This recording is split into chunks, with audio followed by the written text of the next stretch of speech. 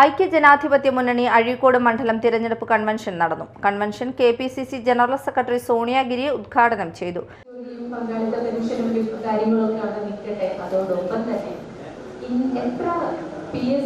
നിയമനങ്ങൾ നടക്കുന്നു എന്നുള്ളതാണ്.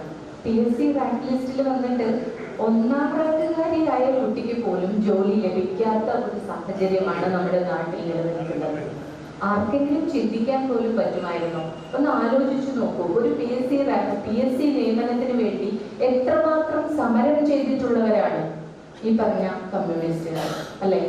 നിയമനത്തിന്റെ എണ്ണം കുറഞ്ഞതിനെ കുറിച്ചൊക്കെ പറഞ്ഞുകൊണ്ട് എത്ര സമരം നടത്തിയിട്ടുള്ളവരാണ്. എന്നിട്ട് ഒന്നാം റാങ്കുകാരിയായ കുട്ടിക്ക് പോലും ജോലി കിട്ടാതെ, അവിടെയാണ് നമ്മൾ ചിന്തിക്കേണ്ട വിഷയം. സകല ഡിപ്പാർട്ട്മെന്റുകളിലും ഏറ്റവും കൂടുതൽ പറയുകയാണെങ്കിൽ KSEB പോലെ അല്ലെങ്കിൽ തദ്ദേശ സ്വയംഭരണ സ്ഥാപനങ്ങളിലൊക്കെ തന്നെ സ്ഥിരം നിയമനം എന്ന് പറഞ്ഞ ഒരു പരിപാടി ഇവർക്കില്ല. സ്ഥിരം നിയമനങ്ങളില്ല, എല്ലാം താൽക്കാലിക നിയമനങ്ങളാണ്. ഈ താൽക്കാലിക നിയമനങ്ങൾക്ക് വേണ്ടി അവർ പുതിയ എന്താ പറയാ സംവിധാനങ്ങൾ വരെ കൊണ്ടുവരുന്നുണ്ട്. അതിലൊന്നാണ് ഈ ഹരിതകർമ്മസേന.